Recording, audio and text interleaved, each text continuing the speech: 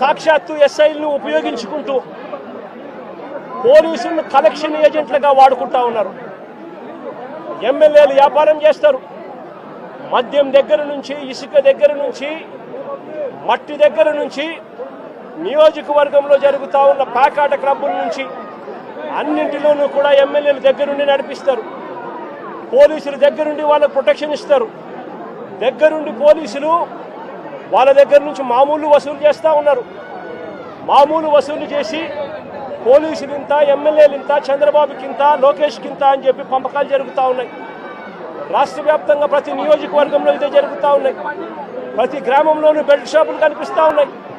ప్రతి మందు షాప్ పక్కన పర్మిట్ రూములు లేకుండా ఇల్లీగల్ పర్మిట్ రూములు కనిపిస్తూ ఉన్నాయి. ప్రతి పర్మిట్ రూమ్కు డబ్బులు తీసుకుంటా ఉన్నారు. ప్రతి బెల్ట్ షాప్కు పోలీసులు డబ్బులు తీసుకుంటా ఉన్నారు. ఎమ్మెల్యేలకు డబ్బులు ఇస్తున్నారు. చంద్రబాబు నాయుడు గారికి ఇంత, లోకేష్కి ఇంత కలెక్షన్లు జరుగుతూ ఉన్నాయి. ఇసుక, ప్యాకాట, మట్టి, సిలికా, క్వాడ్స్, లాటరైటు ఏది వదలకోకుండా నియోజకవర్గంలో ప్రతిదీ కూడా వసూళ్లు కార్యక్రమం జరుగుతూ ఉన్నాయి. నేను అడుగుతా ఉన్నా, అసలు రాష్ట్రంలో ఇలాంటి పాలన జరిగేటప్పుడు పోలీసులను ఉపయోగించి యూనిఫామ్ తొడిగి వాళ్ళను దొంగల ముఠాలో భాగస్థులుగా చేసి వాళ్ళను వాడుకొని రెడ్ బుక్ రాజ్యాంగం నడుపుతా ఉన్న ఈ రాష్ట్రంలో లా అండ్ ఆర్డర్ అనేది ఉందా అని చెప్పి నేను గట్టిగా ప్రశ్నిస్తూ అడుగుతా ఉన్నా. నేను ఒకటే చెప్తా ఉన్నా, ఈరోజు ఈ పిల్లలకు జరిగిన అన్యాయం ఏదైతే ఉందో నేను ఈ పిల్లల్ని వెనకేసుకొని రావడం లేదు.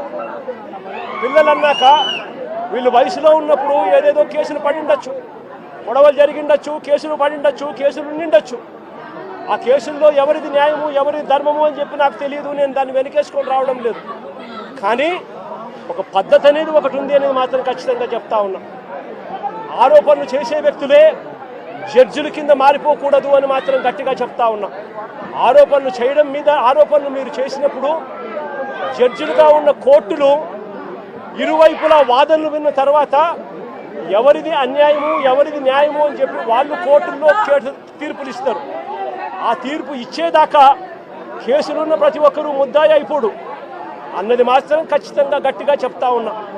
అలా కేసులు గతంలో ఉన్నాయి అని చెప్పి ఒక కారణం చూపించి నడి రోడ్డు మీద తీసుకొని వచ్చి నడి రోడ్డు మీద వాళ్ళ కుటుంబాన్ని, వాళ్ళ పరువు ప్రతిష్టలను, వాళ్ళందరినీ కూడా తీరుస్తూ పరువు ప్రతిష్టలను మట్టి కలుపుతూ నడి రోడ్డు మీద వాళ్ళని కొట్టే అధికారం పోలీసులకు ఎవరిచ్చారు అని మాత్రం గట్టిగా ప్రశ్నిస్తూ అడుగుతా ఉన్నా.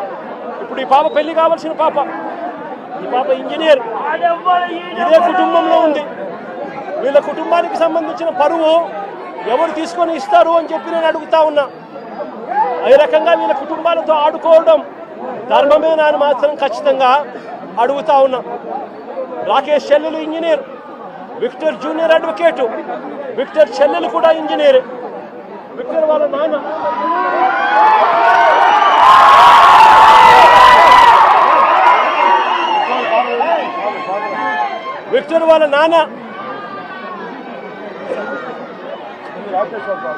రాకేష్ వాళ్ళ విక్టర్ వాళ్ళ నాన్న ప్రజాశక్తి రిపోర్టర్. విక్టర్ వాళ్ళ నాన్న ప్రజాశక్తి అనే పేపర్కు మాజీ రిపోర్టర్. అంటే ఒక మాజీ రిపోర్టర్ కొడుకు పరిస్థితి ఇది. ఒక మాజీ రిపోర్టర్ కొడుకు పరిస్థితి ఇది. రాకేష్ అనే పిల్లోడు అసలు ఇక్కడ లేడు. హైదరాబాద్లో ఉద్యోగం చేసుకుంటా ఉన్నాడు. జొమాటో అనే కంపెనీలో ఉద్యోగం చేసుకుంటా ఉన్నాడు. ఆ పిల్లాడు ఇక్కడికి వచ్చినప్పుడు జరిగిన